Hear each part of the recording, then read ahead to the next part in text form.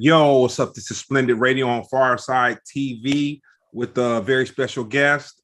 Somebody I had the pleasure of meeting that really didn't have anything to do with music. Well, it did have something to do with music, but not necessarily him being in the music industry. I met him as a manager, but we never had like a personal conversation. It was strictly business until a little bit after recent, but I'll say in the last few we've had some cool conversations. But Mr. Jason Ricks, what's going on with you, man? Hey, man. Good. Everything's good. I'm on this show, so everything's good. Nah, that's tight. I see your background, man. You got your Biggie Pac and a couple gold and platinum plaques back there. Yeah, man. Biggie and Pac. Well, I always have the conversation with people. I wonder how the hip hop game would be different if they were both still in it. You know, man. You know, like I wonder how things, if things, it might not be, but I'm just curious to have both of those legends still in the game. You know what? I would say with Pac, especially if he was still here, I think a lot would be different, man. I mean, he was an activist. You know what I'm saying? I mean, he made music, and I feel like, not saying that he wouldn't have fallen to the way that the industry is and the money and the power and all that. Yeah. But I feel a conversation that I have often is that it seems like musicians of today, they really don't touch on social topic like that. Mm-hmm. And the one person that I'll say did it, and I'll say they did it very eloquent, was Childish Gambino when he came with that video. Right. Yeah. And I don't remember the name of the song or the video. This Is America. Yeah, This Is America. Exactly. Yeah. But since then, it just kind of seems like the artists don't have a voice. Well, no, that's not true. They do have a voice. They don't care to voice themselves in that. Or how do you feel about that? You know, I think that, you got, people like J. Cole, you got D Smoke, not because I work with them, but just that they speak truth. They speak what's going on in the community. They speak on things that need to be said. It's not to extent, because that's one thing I was having a conversation with my man regarding, back in the day, you had, well, I'm having a brain fart. Chuck D. Mm-hmm. Was a group. Help me out, man. Public Enemy. There you go. Thank you. And they were in your face. It was public, mainstream. The stuff they're talking about, talking about Farrakhan, and they were at what mainstream America's neck on what they were talking about and televising, and what's going on in the community. Then you had what was the other ones? I forget the other group. It was like, so you had more conscious in the 90s. You had more conscious X-Clan, yep. Mm-hmm. And so you have more conscious rappers and really speaking what's going on. You don't have it. Yeah, you don't have it anymore. And that's why conversations are having. Like, I'm surprised, especially everything we've been going through from 2015 on forward, and everything going on in this country, Floyd, all these things, that you think you will see more of an emergence of that. I haven't seen it, so I'm a little surprised, that we haven't had more of that, mainstream, really speaking what's going on in the community. But I'm sure it will come. Everything's a cycle. At some point in time, someone that's super talented and gifted, like those artists and groups were, I believe that's going to definitely jump off. And if you listen to artists, like Smoke and like Cole and even Kendrick, and there's certain artists out there, they're speaking real, great conscious type of, they're just articulating it a little softer. Yeah. It's definitely softer, and definitely like you have to listen and pay attention to it. It's not something like Public Enemy was like upside your head. It wasn't the video with Slave Master, like it was a whole different, level. And you had something like Smoke, God, what song was that? Was it Black Habit? I forget. I'm having another brain fart, but he had a song where, he was on the plantation. So you kind of put it in your face more so than I've seen, other artists. But yeah, I'm looking forward to seeing more of that, in the hip hop community. Yeah, it's a trip because, I put a post up maybe about a year ago, and it was a video clip of Public Enemy with the S1Ws, and Professor Griff, and they had the choreography on stage and Griff walking back and forth. Yeah. And I said, they not gonna never let nothing like this happen again. Boy. Hey, you know what? I guess you're right, because it hasn't. Because they were like, again, up in your face. You get FOIs, Farrakhan, and calling white people devils, and all that stuff is just going at it, and and it's just it was just it has to happen. I can't imagine still keeping it quiet. They broke the group up. They made Professor Griff get out. They came, like, the persecution came down on him because of something that he said about the J people. And so he was out the group. He was gone. He was gone. I mean, he wasn't an integral part of that. It's just I don't know what happened with Chuck and with Flay. I don't know what happened. They had their issues. Yeah. But what happened is Griff went out, and he just was, he just really had some some hard conversation. He was very public and vocal about it. And they were like, man, they can't be part of the, and that's the thing, what, I'm not even get into that conversation. That's a whole, it'll keep both of us from making some money and shadow band and all kinds of other crazy stuff. But not me. I'm gonna say this. No, not me, because I think I kind of remember what he was saying. I wasn't cool with it, because getting at the community, the LBGQ, well, they wouldn't call it LBGQ plus back then, but what he said wasn't cool. No matter what the belief was, that wasn't cool. And I get it, but so I won't get shadow banned. He was the first person to get canceled, man. Well, we're the first people. And it was interesting because that was around the time that Arsenio got canceled. What did Arsenio get canceled for? I don't remember. What? He had Farrakhan on his right. Yeah, he brought Farrakhan on, right. But he got canceled. We didn't get fully canceled. His show still kept going. You know what? I think that they're going to cancel him anyway. So it might have been like they were going to cancel him anyway. So he was like, you know what? I'm going out with a bang. I'm going to have every. He went out with one with that. I give him love for that one. Yeah, we got somebody in the chat, Hermosa Rosa Blanca. You know what I'm saying? They holding it down real tight. You know what I'm saying? Staying active. So basically, when I met you, you were dealing with I guess he was a popular. What would you classify Carlito as? Carlito, he was urban. I mean, no, everything's popular, hip hop's pop, everything's popular, but he was more R&B, more R&B pop, but I say more R&B. I mean, but his sound was smooth, more pop sound to it. So I say pop R&B pop. A Latin B R&B artist. There you go. We'll roll with that. Yeah. That dude's super talented, man.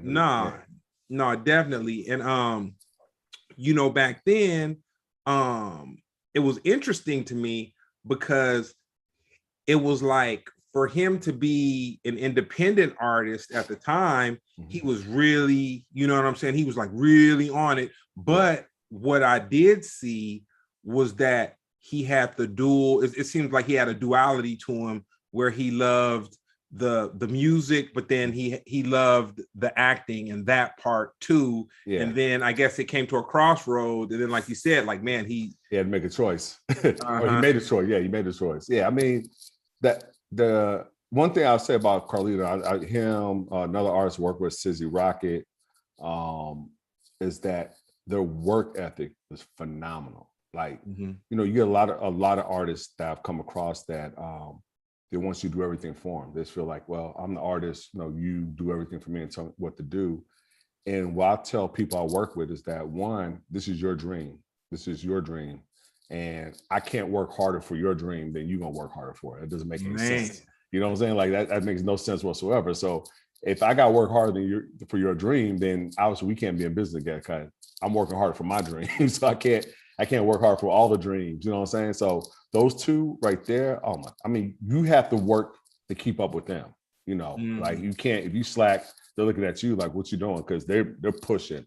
And you see a lot of great artists like that. I'm sure, like Jay-Z and all the great ones, they like in sports and anything else, they have that work ethic because they have the desire and drive. And Carlito, I mean, he was phenomenal and talented, but the acting, he had so many great opportunities in acting that was paying real well. And, I get it, you got to go where something you love that's paying. I get it, but he was phenomenal as a writer, a performer. Like, he was definitely a triple threat for sure.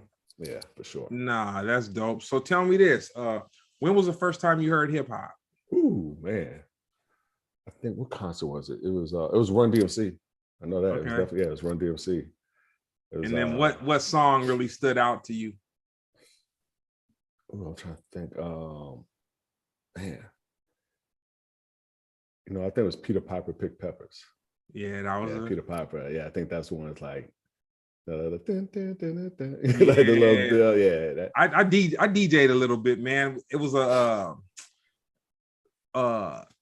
Smokey Robinson's granddaughter. She used to do some promoting in Hollywood around the clubs in the early 90s. And I got ushered in on some Pharcyde love. I was able to DJ this spot. And the reason I say this, Busta Rhymes happened to be there this one night. He was in town and I was DJing. And then like my skills were okay, but it was more who I knew that kind of got me ushered into the little situation. Right. And in my mind, I was killing Peter Piper with Busta there, and he was like freestyling a little bit. Okay. But I'm sure in reality, I probably wasn't really. And I'm glad it was in the early 90s. No cell phone footage, no posting going on there. Yeah. So then again, you might have been killing it. You don't know. You might have been. Yeah, man. In my mind, I was. Oh, hey, that's all. That's all that matters, man. That's right. So, did you ever think hip hop was going to be as large as it is? I mean, at some point, yeah. I mean, not as a kid and everything. I just knew it was life. It was what, but when I got into business, yeah, I mean, there was nowhere to go but up. And it kept building, like, it just kept going. Then once when I was working with Arista and Bad Boy Records and, in Face or Outkast, that's when just mid-90s, it just took off. And at that point in time, there was no turning back. You know what? I'll say back probably in 84. 84, really? I knew it was going to be something. I'm 50. Yeah, I know, but still, I'm just saying, like 84, you like. Oh no, I knew it was gonna be life-changing because the music really, maybe it just wasn't my what I saw happen when I heard like hip hop, break dancing, the crush grooves, the beat streets, all that. I never really saw anything. Well, I didn't pay attention to it, but okay, you had like Fast Times in Ridgemont High, and you had like the surfer look, and you had all, you had that thing going on. Right. But like hip hop, it was like music. It was a way that you dressed. It was a way that you danced. It was culture, all culture. There was so many elements to it kind of at one time. Right. And you had people that were like teenagers like myself that wanted to express themselves. And there was kind of like a treasure chest for so many different people to pick and choose like these different tools from this thing. And I just remember saying that, like, man, I know it makes me feel a certain type of a way. And like, and I wasn't even hardcore. Like, man, it was like when breakdancing really jumped off, it was cats that I had went to like elementary school, and then we were coming into junior high school, and they were kind of, some of them were like, they might have been like an okay athlete, or you might have had like someone who was really quiet, or someone like an introvert off to themselves. But hip hop brought some of like the dopest break dancers ever, like dudes like that would win, just like do all kinds of stuff. Oh yeah. And I was like, whatever this thing is that's coming, that's taking this little kid that I've gone to elementary school with, and I'm, coming into junior high, we played baseball together, and he seemed kind of awkward, or she seemed like she was kind of quiet and a nerd or whatever. And then hip hop comes, and she's a B girl, and she's breakdancing and all that kind of stuff. I was like, nah, this is gonna This is, I don't know what it's gonna be, but it's gonna be something. Yeah, I mean, I knew it wasn't going nowhere. I know my parents were like, oh, that's not gonna last. And I think like media was all, this hip hop phenomenon is not gonna last. You know, everybody didn't give it any real thing. But when you start seeing it in movies, when you start seeing it in commercials, when you start seeing, you know, pop artists using rappers like, you know, Michael Jackson having breakdancers in his videos, and the like you said, the clothing and the language and the everything, it's a culture. And when you have a culture like that, I knew it wasn't going nowhere. Now, financially, seeing how much money it made, to me, the jump, Hammer was the big jump, because Hammer came in and, you know, was making all the money. But from Hammer, then like Bad Boy and everything else, that's when you just saw it just, you know, doing $1 million. I mean, whoever thought do $1 million video back in those days for a hip hop video, you know, like, you know, so I knew it was going to be around, but to say I knew it was going to be this financially that big in music, I didn't see that. You know what I'll say is dope too? Hip hop really, and to my point, hip hop kind of having a tool for anyone that wanted to stick their hand in the chest.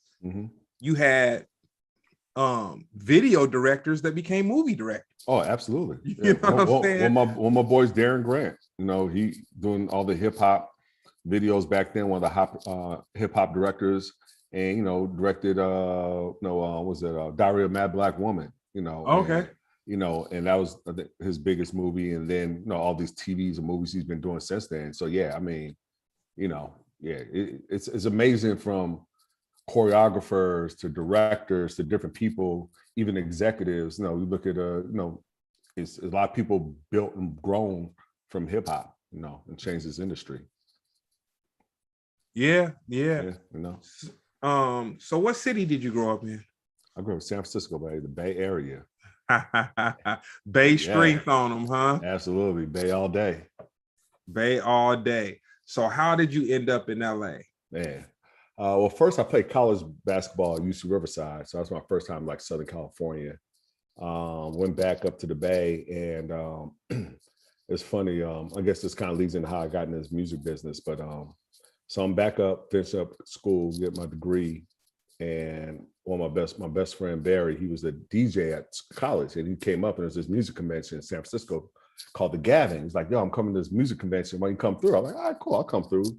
So I'm hanging out, I go to the hotel, and I think it was St. Real quick, not to cut you off, but I got a good one. But you just cut me off though. I got a habit of that. All right, yeah. Tell me this. What did you think you were gonna be? Well, that's not what I thought. I was gonna be a psychologist. My major was industrial organizational psychology. I was gonna work for a corporation to be able to help build a relationship between employees and management, do retreats, the whole building. Yeah, I already knew what I was doing. Okay.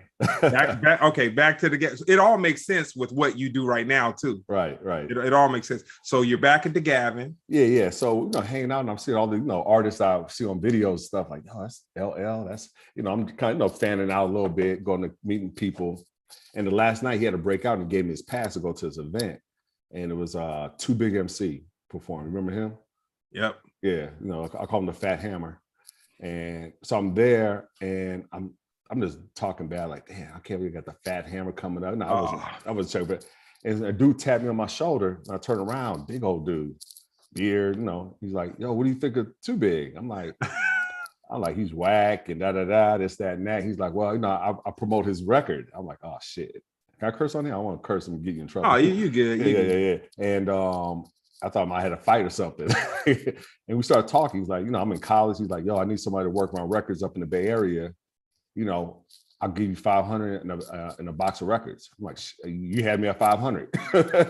You know, I don't know what I'm doing. He's like, yo, talk to these people. This people gave his info. Ask him about me. And it's Troy Shelton. And, you know, and then I'm asking people like, yeah, you know this guy, Troy? Oh, Troy, oh, Big Troy. Oh, yeah. And everybody's like, you know, he's the Don Dada. He's, you know. And then I met, at the time, my boy, always, still to today, Brian Sampson.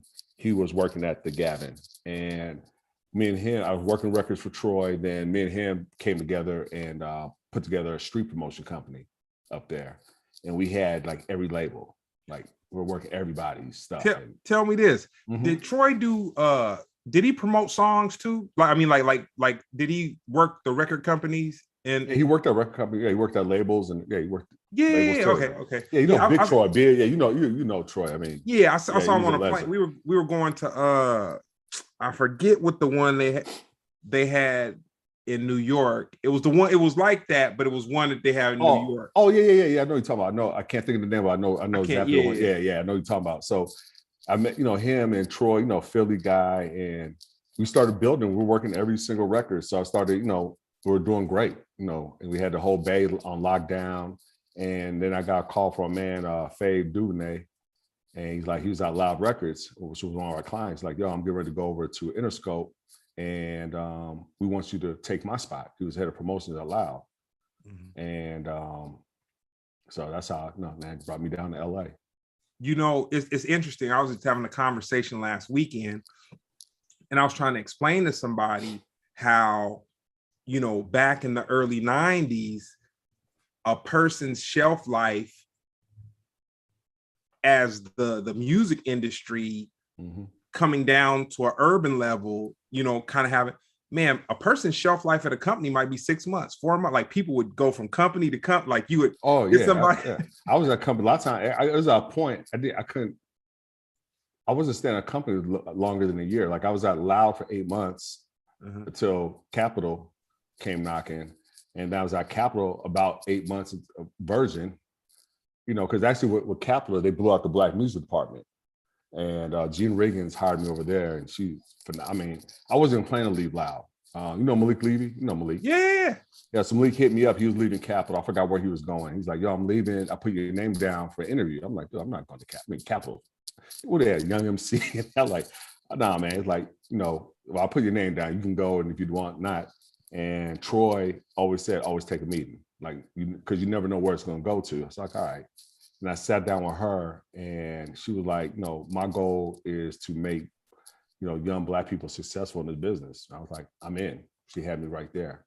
And the mentor, and she was phenomenal. And that's, I was there 8 months, then Virgin, then after Virgin, then Gene was at Arista, called me, like, I need you over at Arista. So it was a point in time. Honestly, my longest tenure has been at Arista. That was 4 years. Then I was a LaFace 3. So, wow. But before that, everything was 8 months, because people call, hey, once, it kept, What time frame were you at LaFace? 94 to 98. Ooh. So you was there with some Outkast stuff going on. Oh yeah. Oh, absolutely. Yep. First album on up. Did you understand the genius at that time? I could be cocky and say I did, but but I would say, if I'm gonna be honest, no. But what I did know is how special it was. I mean, I knew that, especially after the second album, because the first album was just that great Southern kind of hip hop, and then when they went to ATLiens, they just took off, literally ATLiens, they took off the space, and the music they were doing. And I'm not sure if everybody understood that, Outkast did a lot of the production, along with Organized Noise. And it's like, they went nowhere else going. I mean, they went so far left visually with Andre, where he was dressing, and the music. I mean, it was just, I mean, I knew it was like super special. Yeah, I could see them being one of those groups where the whole label is excited, and they're like, man, people just don't even understand. They just don't know we got this thing. Exactly, because we were hearing it before we even put it out. And we started hearing it in the meetings and seeing the visual, like, whoa. Like, I remember ATLiens, we had a meeting, and LaFace came up to the meeting, and they had, at that time, the alien toys, those, and they had all over the table, like setting it up. And it's like, ATLiens, like, okay, but when you start hearing the music, man, I mean, to this day, I wonder what hip hop would be like if Outkast is still, in the game, which is, I know Andre, he just, I would do anything. If I had a magic power, anything to get them guys back to touring and performing, because I would probably say one of, if not the best show I ever seen was them and Lauryn Hill concert. Oh, wow. Hands down, ridiculous. You jumping over my questions, man. Oh, I'm sorry. But Fugees was another one before Outkast. Like, they were special, but What was your other question before I start jumping again? No. I just messed. I was going to ask you something later on, but you know, it's a trip because with the Fugees, I can say I didn't get them. Really? Like okay. I honestly I didn't get them in any kind of a way. And I'm gonna tell you something funnier. The Fuji that I got into was Wyclef over everybody when he did the Carnival. I thought the Carnival album was special, dude. The Carnival album was that was dope. That was dope album. It was, and I was like, because he was an MC, but he really didn't showcase. I felt like he really didn't. I felt when he did his own project, Carnival, I just saw how dope he was. Right. I was like, dang. I was like, I almost thought that they were like the Fugees were like a pop hip hop group. Like I didn't see too mumuch depth to them or whatever. Really? Okay. And then when I heard Carnival, then I went back and then I was like, nah, they were, you know, they had, because for me, a hit doesn't make the group. Like absolutely. Even then, I felt like anyone could luck up on a hit. You know what I'm saying? As new as hip hop was at that time, and even though it was further up, it wasn't like the 80s or something like that, but there was something special about like 90 to like 95, 96, 97, like that whole little area. There was something very special about hip hop where you had like so many people that had hit songs, but it never went anywhere after that. Like one hit wonder, like there was so many one hit wonders. And so, you know, when I heard the Fugees, they didn't move me as something, as a group that would have longevity. Okay. They didn't move me. But the funny thing about it, there was only one other group that was similar to them, and that was kind of like the Spooks. It was kind of like the Spooks. But you would have thought that it would have been a whole bunch of groups like them, because I know that I can remember when the Roots became popular, it was a million hip hop bands. Like literally, like every city had a hip hop. like every city had a hip hop band. And the funny thing about it is the Roots were cool when they first came out, but they became very good musicians. Like I saw that happen. Like I saw them become from them being, they were doper than all the minion groups that were kind of like them. 100%. But then it's like, they're an example of a group that like within a, like they all could play instruments and they were talented, but I'll say like in a 4-year career span, they really moved to a place that like, even though there was a million hip hop bands and, you know, rappers, the lead and everything, nobody was really doing what they did. No, they were special. You know, in the back with the Fugees is that I think I had a benefit of living in New York during that time. So, you know, I was able to see a lot of shows, performances, and, you know, and everything as they were coming up. And yeah, I mean, and Lauren, I mean, there was nothing like it. There still hasn't been anything like that. You know, there's been some groups after them that had a little success. We had a female singer, and, you know, I mean, outside of City High. Yeah, City High. That's what I was thinking about. You know, they were cool, but, you know, it wasn't the same. You know, it wasn't the same. I mean, but one group was special that I remember when I first saw them perform at this showcase. I think it might have been BRE or Impact. One of those two is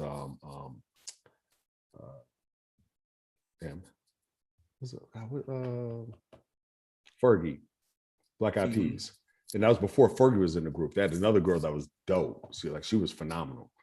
And she was there before Fergie. And like when you heard their stuff, because you never heard nothing like it. So it was like, man, this is good. And Kim? Yeah, Kim. Yeah, Kim, man. She was a man. I tried to get her signed over LaFace when I was over there. Yeah, she was dope. But they were special because the look, it was just, they had their own vibe.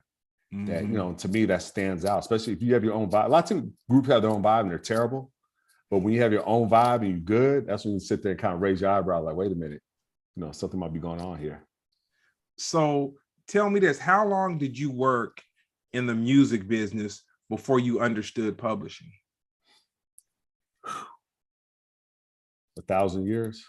You know, it's funny, the publishing, because I knew like my man Big John, and talking with him. He used to come out to Atlanta, and we used to hang out. And it's like, seeing when I started seeing what he was talking about, what he was doing and how it was moving, and I was like, man, this is like basically like a 401k.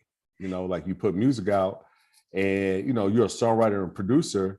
You don't have to go on tour. You don't have to get up in the morning and do radio promos. You don't have to do all this stuff. You do your job, hand it in, and you get paid. And if it jumps off, you're getting checks. And hearing stories of, I forgot who I talked to back then. They were at Teddy Riley's house, and they came back from a session late night. And Teddy had on the mail on his kitchen table. He was opening up these envelopes, $500,000 check, $1 million check, $1.3 million check. And he's just opening these checks up like, nonchalant, all from publishing, all from, royalties and stuff like that. I'm like, so I was like, okay, I think I need to learn a little bit more about this side of the game. Instead of getting beaten up every week for getting a #1 record and an ad, and if this station's playing that record and getting beat up constantly, I was like, this publishing game, this is something different. Let me, and it's crazy because I've seen, like, I know guys who've kind of like, they're not my homeboys, but I just know guys who've kind of ripped people off for their publishing. And songs that were cool, and songs that were cool songs. Mm-hmm. And it's kind of like, man, just give it back to them. Like, dude, you made all the money off of it. Like, man, greed, brother, greed, man. Hey, it's 7 deadly sins. Greed. And it's so funny. I was listening to a Battle Cat interview today, and he was talking about kind of how he got ushered into the music industry, and he was saying that he had hooked up with Domino, and he was doing Domino's first album, and I want to say that he was at Skip Saylor. I want to say he was doing it Skip Saylor, but he was doing Domino's first album, and Battle Cat hadn't signed off on anything, and he didn't have a manager, and he didn't do anything, and so he did the album. He mixed, and I want to say, I don't know if he mastered it, but I know he mixed it. He said he mixed it. Okay. And he said that he was, I guess, Harry O was kind of looking out for him at the time. And so Battle Cat's whole thing was like, man, I didn't approve this. They got a budget, they have money, blah, blah, blah, blah, blah, blah. And Battle Cat was ready to like get attorneys and just get all this stuff. Woo, woo. Yeah. And Harry O said, no, don't do that.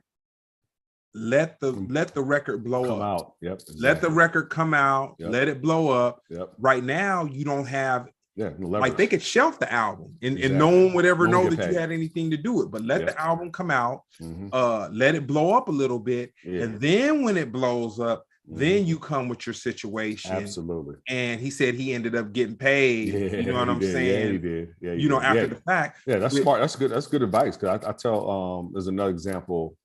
What's man? He was a DJ for NWA before Yella.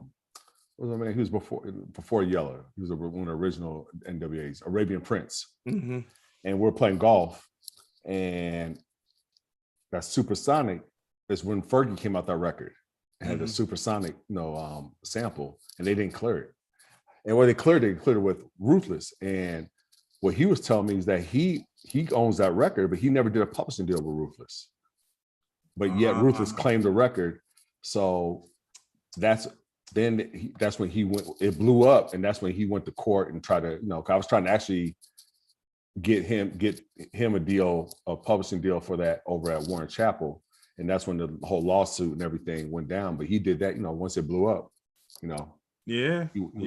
I'm curious what I got to reach out to him. I never did follow what happened with that record. He got his money, but yeah, I mean, that's a smart way to do it, because now you have leverage. Because once it's out, there's nothing they can do. They can't they got to take it off the shelf, or they have to break bread, and they can't. There's no negotiation. What are they gonna do? Well, we'll give you. No, you're in no position to offer. Like, this is what I want. And if you're not gonna give me this, it got to go.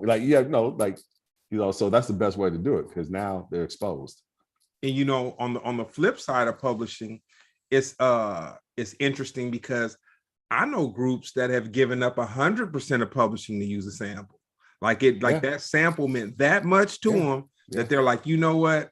we're going to make our money off of performances, and we're going to use this to get us. Yeah. Oh yeah. I mean, it's smart because it opens up a door. Like, with Pharcyde, that touring money is beautiful. Yeah. That merch money is wonderful. So you look at the calculated, as a producer, you take an L, but as a group, it does, it doesn't matter to you because it's all about your touring and merch and everything else. But look at Kanye.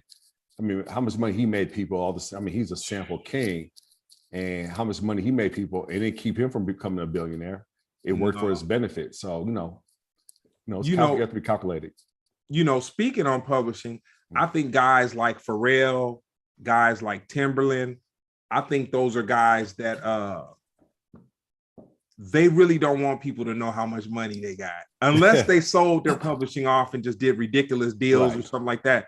Because if Pharrell owns his publishing, he does music because he likes it. You know what I'm saying? Right. Because there's so many hits. There's so many hits. So if you were to explain publishing in layman terms to somebody that's watching right now, how would you kind of break it down? I mean, layman's, if you understand 401k, I would probably use that as an example of something that you create that can pay you the rest of your life. I mean, publishing is basically you have an ownership of say land, and because you own that land, when people come in there and say, I want to build an office building, I want to build this and that, they have to pay you consistently for that land. Publishing is like that. If you put a record out, and it does well, you'll get paid for, when it's on the radio, if someone samples it, if it's on the movie or TV and film, if an artist records it, and every time it's being exposed, you're getting paid for that. So it's just, to me, it's like, that's what I call like the 401k, because, even when you're not sitting at home, it's making you money. Dope. What is Earful Music Publishing? What is Earful Music Publishing? It's an earful. Yeah, Earful. I saw that came back down. I don't know where Earful, kind of what it says. I mean, I look back, it sounds corny, but who cares? Hey. But it's just the publishing game is, I think you see a lot more people it's not sexy. It's not I'm a publisher. The people are like, what's that? Like I'm an A&R. Okay, I get that, but it's not as sexy, but it's probably the best part of the business. Yeah. It's the most secretive part of the business. Yeah, like it's secret because no one cares about it because it's boring. It's like if someone's like, if you had a choice to become a senior VP of something or the head of accounting. I'm like, head of accounting. I don't publishing is not, it become more sexier as throughout the years, but it's not the one that people sit there, I want to become a publisher. I want to, most people get in music business want to become, A&R is probably the number one thing everyone wants to be, sign acts. The next thing probably people want to do, go into marketing, promotions, that kind of thing, being a VP, senior VP in those areas. But publishing, it's not, it's not but industry people respect it, but most people don't really understand it or really know about it. So tell me this. How do you think streaming has changed? Like from the way that you made money, let's say in the early 90s on up to the mid 2000s, we'll say like in the day of today, where there's really, I would say maybe 5% or less of physical music. Well, for me, I got a publisher in 2007, so I can't really speak too much before that, but just having an idea of how streaming is. That I remember when first stream came in, it was like just a small fraction. But the way it changed is that, and still a lot of change needs to be made, is that it's financially, people thought people were going to lose money in the record business, and when the business was on a downward, financially, streaming just jumped it. Unfortunately, more so for the labels than the artists and writers, because it's still, especially like Spotify, it's trash on how they're paying people. I mean, it's like they're paying people like they're locked up in the pen, paying them 1 cent a week though, for the amount that is, hopefully, I know that it's in the works as a constant build to get it to where it needs to be. But I mean, streaming, the money's right there. You don't have to, before when CDs and records, the companies had to go in different territories and collect the money and, you know, but now it's right there, you know, it's played, it's streaming is there, everything is right there in front of you. So it's turning around where it's really making a lot of people a lot of money, but it has to get a lot better because the artists or songwriters getting screwed. What do you see the next technology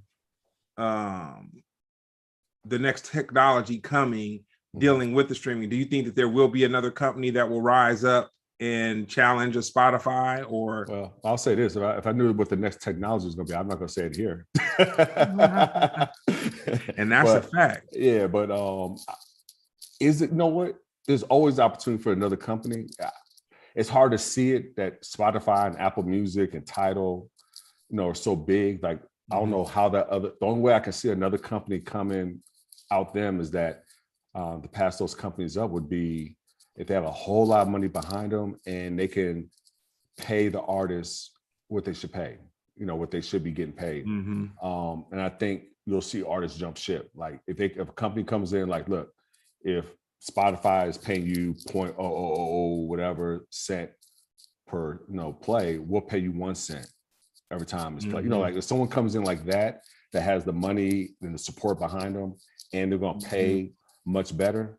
I mean, Tidal plays better, but they're still smaller. You know, they didn't really, I don't know. I thought they'd have a better push with Jay-Z behind them and everything else. I thought they were paying better, but I think if someone comes in that way, I could see, you know, something like that happening, but it's hard to tell.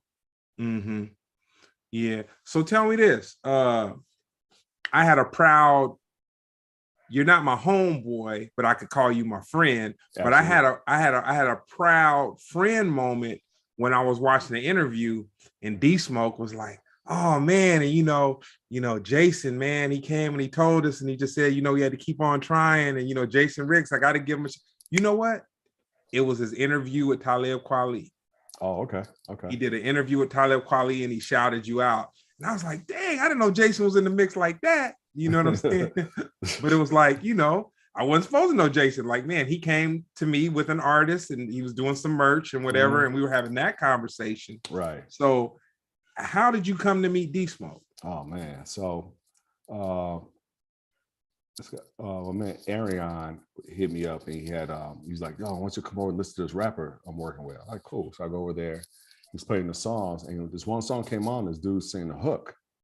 I'm like, who's that singing the hook? He's like, his name is Davion Ferris. He called the rapper and the rapper's like, oh, his name is Davion Ferris. I'm like, I need to meet him because his voice was unbelievable.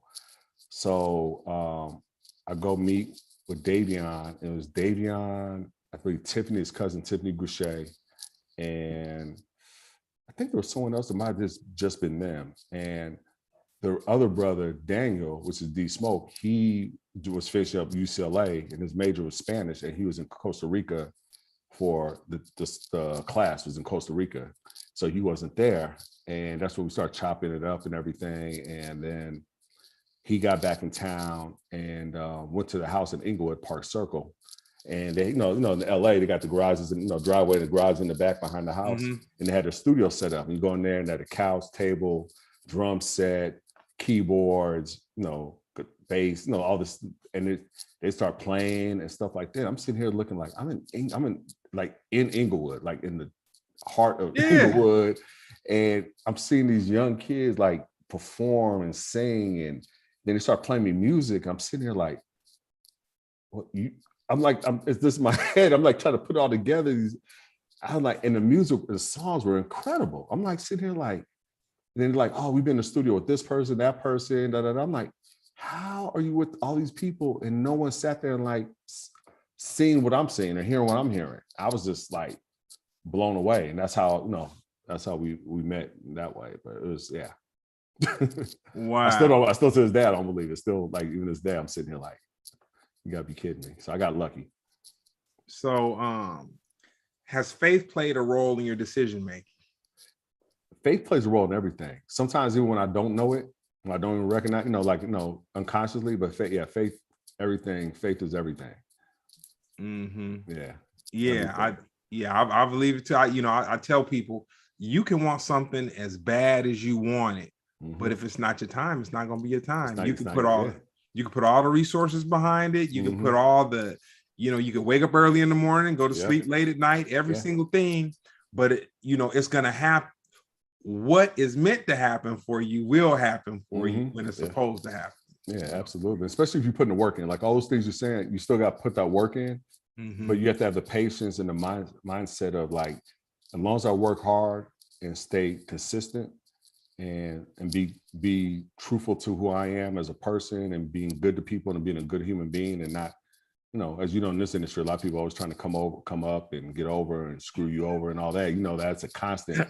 But as long as you're not them, your time will come. You know, like I always wanted to get into publishing, but I was trying to figure out what my end is. You know, once I went independent, and you know, God brought that to me. Like it was just, you know, with the chance to get a phone call, listen to someone else, you hear someone else, you know, like it's just amazing how things just, you know, work. You know. Nah, that's dope. So tell me this, what's your favorite documentary? Ooh, I love that. Favorite documentary. Favorite documentary right now. Man, what is? I like food documentaries. I like there's so many. I'm trying to think of. You know, I can't think. I'm having a complete brain fart. I think like this 3-day road trip got me my brain fried because I love documentaries. I watch so many of them. Like I'm trying to think of like. And right now, I'm trying to think of the last time I haven't watched a documentary in a little bit lately. You know, I got to get back to you on that one. you know what? Services like Netflix, they've kind of overdosed. Like where a documentary kind of used to be really special because there weren't that many of them. And then it was kind of like when one came on, it was highlighted with a bunch of press behind it, and they made it a big whoop-de-doo. And then, you know, Netflix comes along. And it's like, man, you have documentaries and so much content on so many different things. And then you can, you know, turn on YouTube and you can see, you know, all this information that wasn't as free. So I get that. Yeah, it's just so much. Yeah, I just love what I like about documentaries is that I'm always been a curious person. And I love to see the why and how in things. So when people are success or they fall in, I like to understand the story behind that. So you know, but I mean, I'm a foodie. So anytime like, what's that one? Chef's Kitchen, a Chef's Table, you know, like things like that. Sports. I love sports documentaries, you know, and I just love documentaries, but to think food, like for some reason I'm big on like, even like, was it Super Size Me?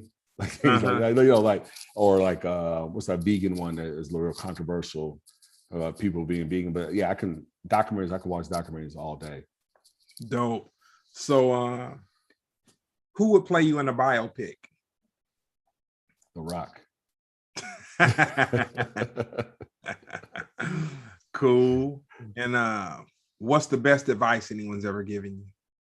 Always take a meeting. Dang. Man, my ego. But you know what?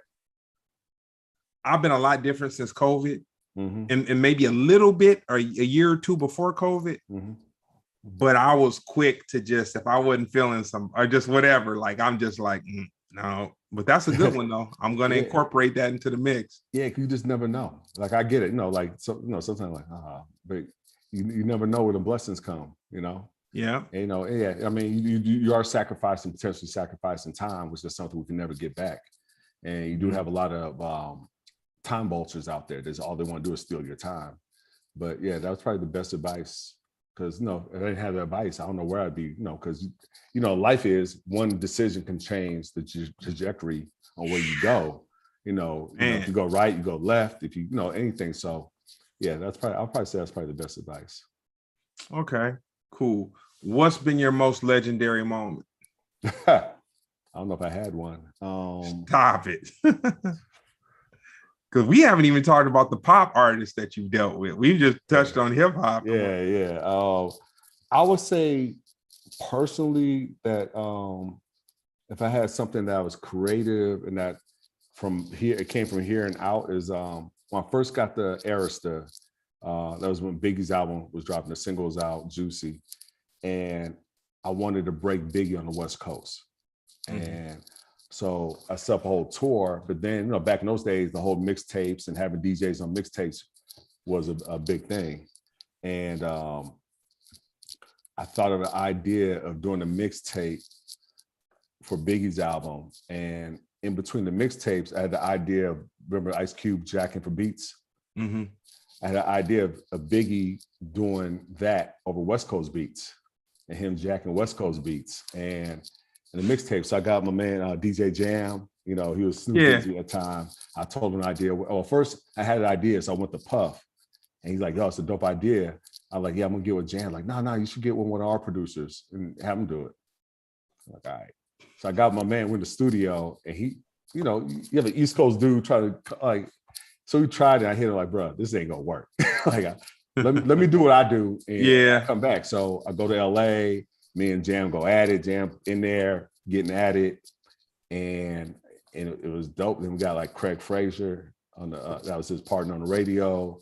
We got my man, Fat Man Scoop come in. And in Biggie, I remember we had everything set up. And when we had Biggie in LA, we go to the studio and Jam started.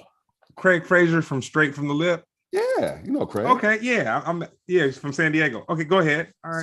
So he starts playing the tracks because we broke them up in 3 verses. It'll be, you know, the first verse, then we'll play like 4 songs in the album, then the next verse, so forth. Mm-hmm. And Biggie's just sitting there rocking his head, listening to it. We were there maybe 30 minutes or so. You're like, cool, all right, we'll set up sessions the next day.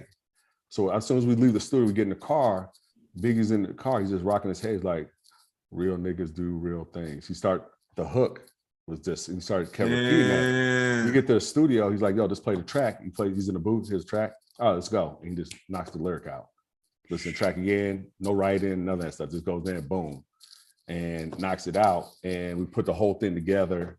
And I remember I played the Puff, and the look on Puff's face is like, okay. Like everybody's like, all right. So we start, and I remember the moment I was on the subway and I'm sitting there, you know, it's New York subway, you just packed in like sardines, and dude had his headset on, and I kind of hear the music and he's singing the lyrics. I'm like, oh, in that moment, it was like, you know, like when artists first heard the record on the radio, mm-hmm. You know, that was like my moment when I heard, you know, someone else, you know, listen to something that I created, you know, in my head and see it, and Jam made it incredible. And it was like, that I would say that's personally my, you know, my greatest moment. Then, you know, that was on, I think on the Life After, no, that was the album they put out after he passed. Okay. They did, the whole thing. So yeah, I would say that. No, that's a legendary moment. Yeah. I'll probably go with that one. Who would you like to inspire? You said who or what? Yeah, who? Like a person? Or just in general, like people, like would you like? I'd like to inspire anybody, really, man. You know, like, you know, in a way of, you know, I try to lead by example. You know, obviously I'm human, I'm not perfect, but I think, you know, we're talking about within music is to be genuine, you know, on what you're doing, your intentions, go in with good intentions, go in the idea of, you know, yeah, everybody wants to make money. We don't have to screw someone over to do that. You know, there's enough out there for everybody, and have integrity. So I honestly like to inspire, you know, people that are coming up in this business or just in general of like, you know, good people can be, you know, can do well. Good people are out there, and, you know, not everyone's out there, you know, trying, you know, digging your pockets. You know what, man? I think you and I might be 2 of the last good cats out there, man. Nah, man, I can't believe that, brother. I can't believe that. No, a man. Bunch of werewolves. Yeah, there's a lot of them. There's a lot of good ones, man. Chupacabras. There's a lot of good ones out there. I can't. If I believe that, I just have to go up in the mountains and just be by myself. That's right. Yeah, but one thing I will say quickly is like one of the people when I met Smoke, and I saw it in the beginning, I told him that he's going to be bigger than the music. And I think what we talked about earlier, like where Pac was going to go and certain things, I truly believe that you're going to see the way you see what he's doing in the community now, and the way people gravitate to him, you know, is that, you know, I see him really growing and really being strong, you know, in the community, in this world, and really, you know, make a mark on so many different levels than just music.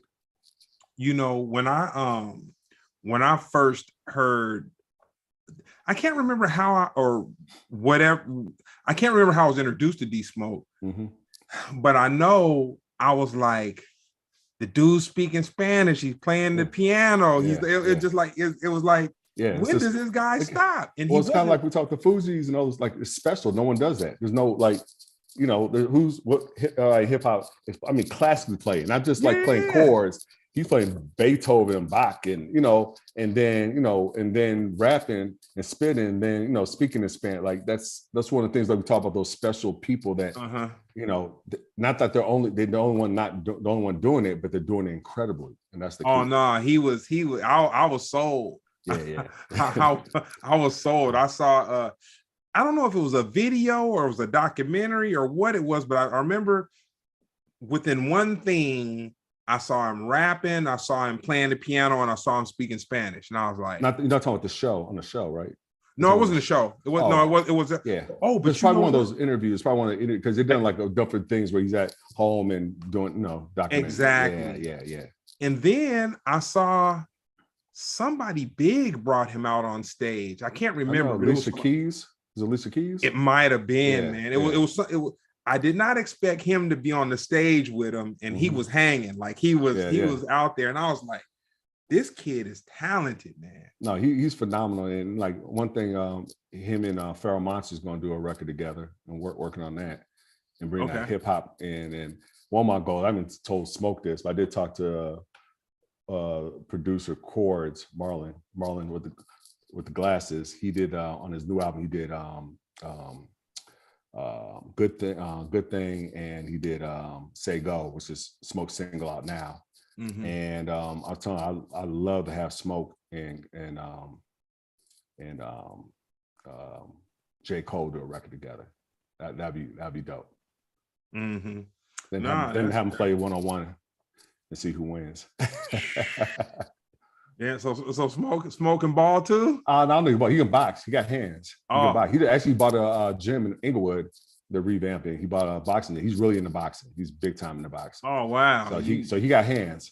But I haven't seen him hoop. So I'm gonna assume he can't hoop, but he might have something. But J. Cole's like a hooper. Like he's legit, hooper. So, but I love to see them do a joint together. That'd be incredible. Like Smoke, Kendrick, like those.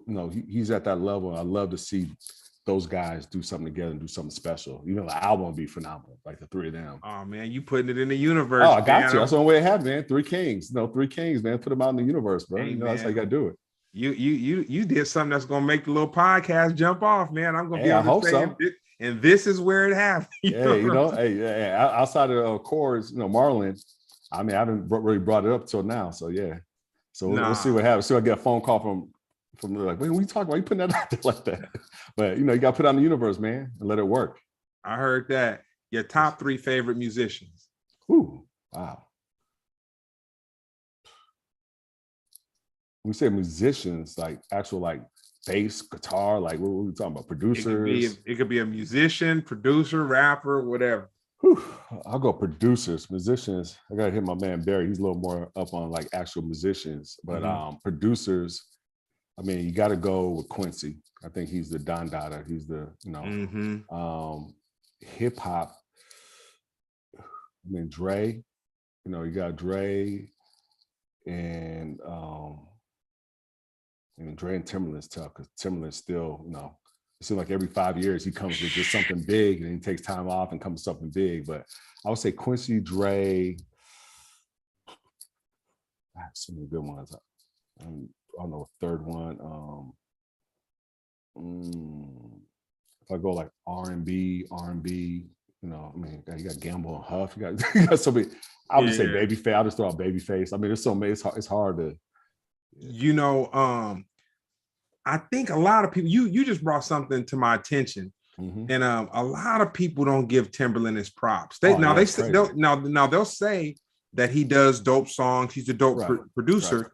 But you got to think like, dude, Aaliyah, Nelly Furtado, Missy Elliott, like Justin Timberlake.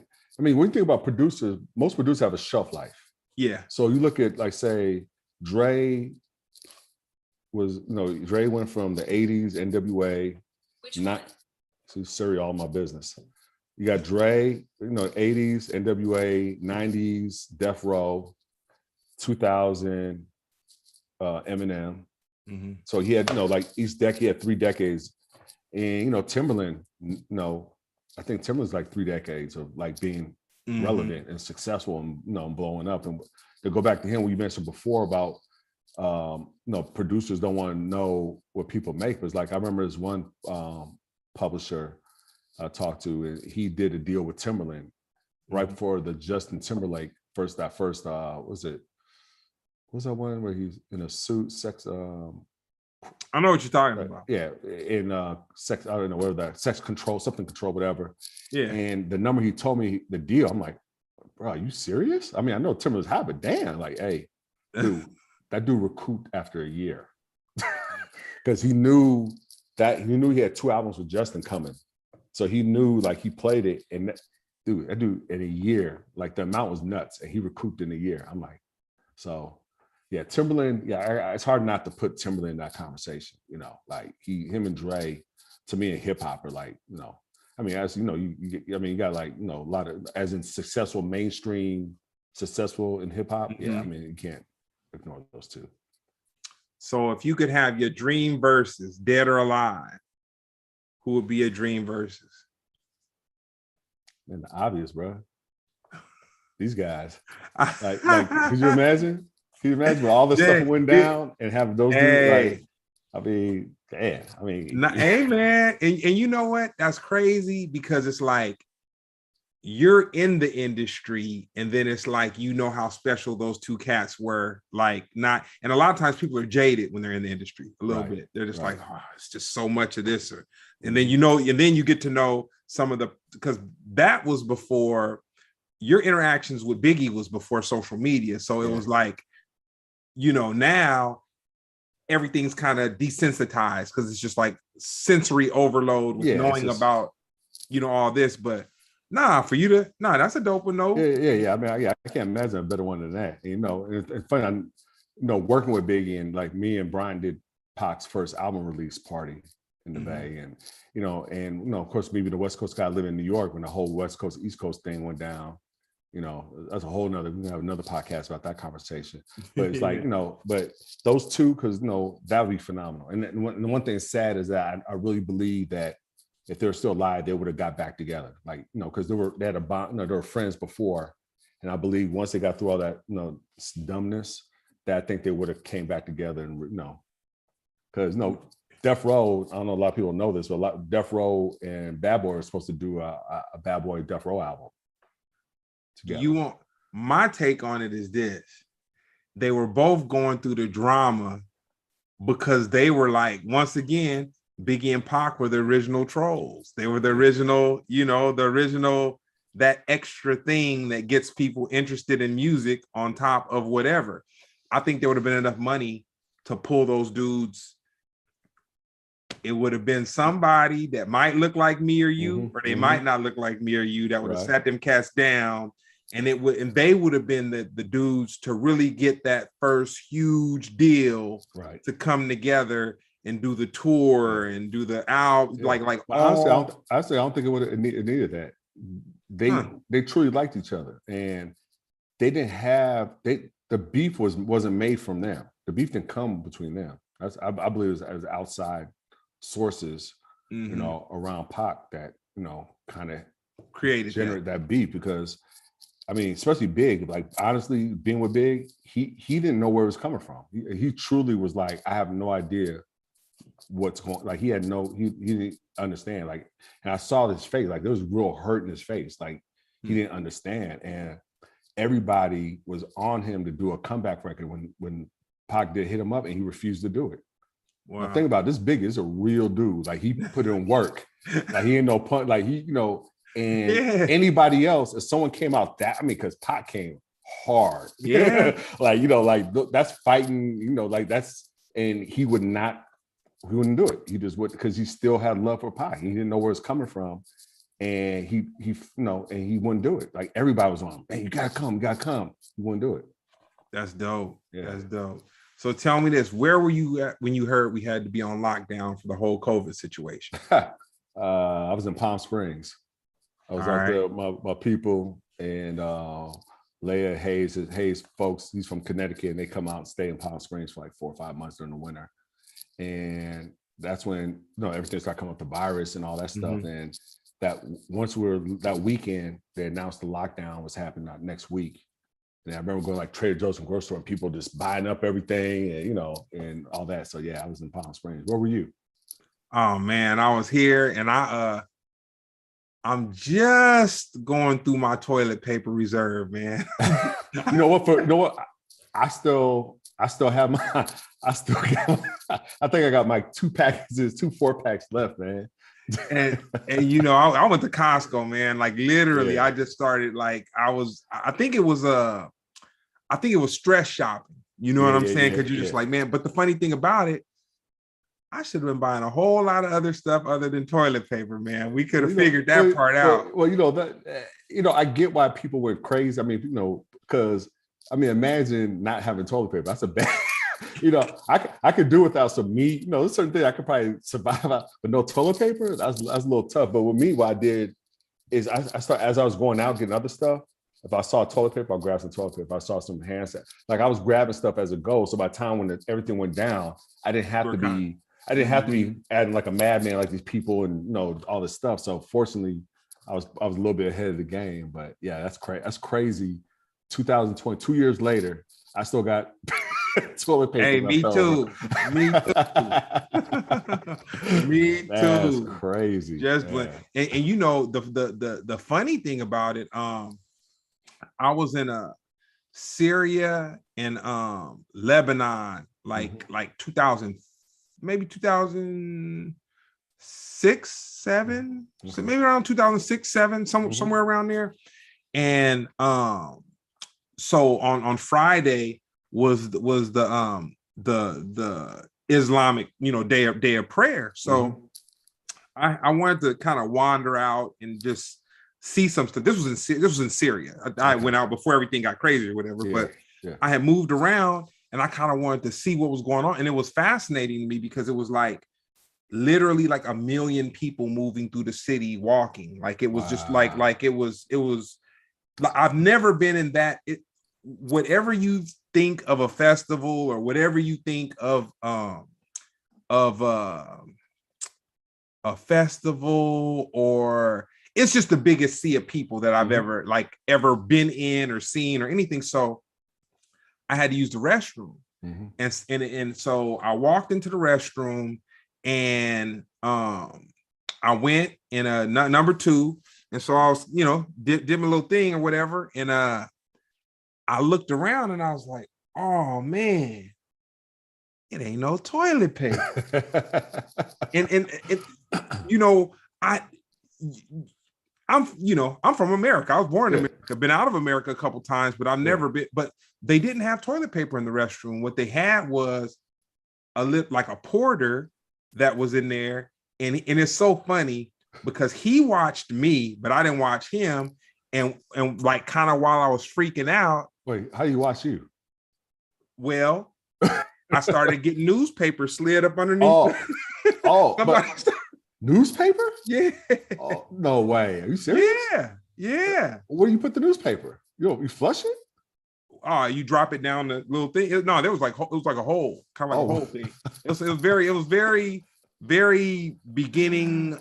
Whatever they talked about the Greek, whatever they did in Egypt that they learned in Egypt, how to do sewage or whatever. Yeah. That's what it was. But I mean, it didn't smell it. Was the paper rough? That sounded like newspaper. Ooh, that sounded like that could hurt a little bit. You know what? I wasn't even worried about it being rough. I was so grateful that the dude had eyeballed me. Yeah. Hey, it's better than the alternative. You walking around with with pudding all up into your cheeks. Hey, I will say this: he got tipped well. Oh, I bet he did. I bet. I know one thing. I know one thing. He didn't shake your hand. Yeah. That was a very real moment. You definitely hit him with an assalamu alaikum for sure. Oh man. Yeah, that was some stuff. So down to our last question, my man. We got to bring you back because there's so many topics. Oh yeah, absolutely. And so many topics, but from your point of view, being in the music industry, watching, and the only reason that I preference you being in the music industry is because you kind of see the pulse, or you talk to people that it's their job to kind of know what's going on in the world, like different than kind of like the news, like what's going on here, what's going to happen. Like with me, when the whole shutdown happened, I had 1 million people calling me. Okay, there's not going to be shows until 2003. There's not, 23. There's not going to be shows until 2024. Right. This festival, they're going to keep pushing it back, and just everybody had an opinion. Yeah. So based on what you see and what you've heard, where do you see social progression going in the next 2 years? Avatar. Looking at Ready Player One. Meta. Yeah. Oh, Meta. Oh, yeah, absolutely. Yeah. It's all. I mean, it's my little theory. Everything. If you think about everything in books and movies, TV, how they tend to come to life later on in life. You think about when you had like microwave ovens. We had like the Jetsons or some sci-fi. They put some food and boom, it comes out. Here we are, driverless cars. I remember, what was that Bruce Willis movie? I forget that movie where he gets work, jumps in the car, like, take me home. He sits back and the car just takes him home. Like, so when it comes to the media, if you look at what's the movie with Arnold Schwarzenegger? He's at Mars. Was it? I know what you're talking about. Yeah, Total Recall. And now you hear all these talks about Mars. So now you got spaceships that are finally going up and coming back, opposed to just going up. And you talk about the whole thing of Mars, electric cars, self-driving cars, robots. It seems like electrical panels, so we don't need electricity. We can use the sun. So I'm seeing social media, metaverse, like everything is going to be. I think a lot of what we see in those kind of movies. Even the way people dress now and act, people are a little more sterile and a little less. Like I'm seeing it like almost like Terminator. Like we're creating robots that can do backflips and shoot guns, and we got AI that's smarter than us telling us what So like I just see a lot of that. Like it's gonna be a metaverse. I think we're gonna be. It's kind of sad from my opinion, but we're not gonna be around when it goes down. But I see people living in a virtual world. I mean, right now we got cryptocurrency. So you remember back in the day, they talk about one world currency, here we are, so I mean, a lot of those things we saw coming to be. Yeah, it's crazy, just a little conspiracy theory. I mean, conspiracy theory is my ex-wife. She was a big fan of what's our author's name? I can't remember nothing tonight. But he had this book that came out, I think someone said it was in the 80s. They sent me a page. And in that book had in 2020, there's going to be a virus coming from Wuhan. Behold the pale white horse. It's like in a book. And I'm like, that's, so yeah, it's a lot of stuff that we don't know what's going on. But to answer your question, I think it's metaverse, like virtual reality. It's going to be, Yeah, I can see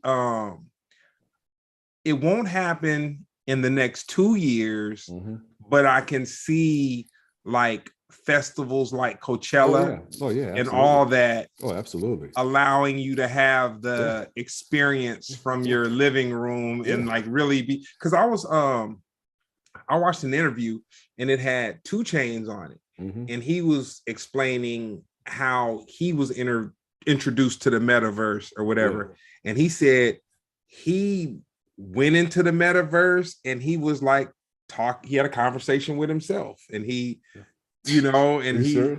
No, he said he's like, it is some stuff coming that we like, the movies have not prepared us for how real it's gonna, No, it's gonna be. Have you seen Ready Player One? Yeah, check it out when you get a chance. But I really see that, and it's what's interesting. I've been on Smoke because he wrote a book. He wrote a book, and I can't wait till it comes out. But it's pretty phenomenal, and it's kind of something kind of in that space. But yeah, I definitely see that. I see, right now you're kind of seeing it already. I mean, from video games when people got the headset and they're playing against somebody across the world, and you think about really all came from back in the day of Dungeons and Dragons. You remember that? Yeah. Like, all these geeks that now they're running the world, but they're sitting there like, oh yeah, the souls. Like you look at them, what are you doing? And here we are, Elon Musk, and face, all these, they're running the world, and yeah, it's definitely going that way. It's definitely. they're able to get their revenge on us for treating them crazy. Yeah. Like now what? I'm worth $50 trillion and you working for me. Now what? Yeah. But it's like, I see it definitely going that metaverse, the whole. No, all good. Well, no, man. You want to give out your social media information? I think you're supposed to have it up on the screen, man. What kind of operation? I'm working my way up. It's Bay_strength on IG. Okay, tight. Anything coming out you want people to keep their eyes open for? Cam and China is going to be out of Inglewood, 2 sister twins. Mm-hmm. They're going to be, they're definitely next, 1,000%. Okay. They're definitely next. Terrence Wild, Young Kid on Pop Side, that's phenomenal songwriter, producer. His production team is amazing. Digital Soul, and then Neither. He just performed last night on America's Song Contest. He's from DC, phenomenal songwriter and producer. Like he does it all, 100%er. Yeah. Dang. You know what? I gotta throw one last one at you. How do you stay current on all this music and all these artists? Man, I have no idea, man. Okay. Again, it's just I just try to be me and be out, and it's just amazing how, like with Cam and China and Marlon Chords, I knew him. He did one of the songs with Woodworks with Davion, Smoke, and Tiffany back in the day. He just I think it was called Love Song, and so we knew each other then. Then we lost touch, and then later on, our man KC came back and like, yo man, I was talking to Chords about you guys could link up. And KC, we re-linked up, and again, it goes back to just being a good person and being a good spirit, because people still want to mess with you. So you fast forward all those years of us being out of contact, but once we came back, it was like we've been hanging out ever since. So a lot of it, I think, a lot of it just just give it to God, give it to life, and just try to be me. And I've been fortunate to have a lot of good opportunities and having a lot of great people around me, because I think that's key. You have to have a great circle. And I've been fortunate enough to have, like, they're friends, but they're really family. And they're kind of people that keep you in check and keep your ego down. And if you're messing up, they're going to grab you like, look, you need to get your shit together. And I got great people around me. So that's a lot to do with it. That's tight. Well, no, man, I want to thank you for this interview, man. It's been real dope, man. Very informative, man. Okay. I look forward to coming back, man. I appreciate, having me on, man. No, all good. Well, no, man, this has been another episode of Splendid Radio on PharcydeTV.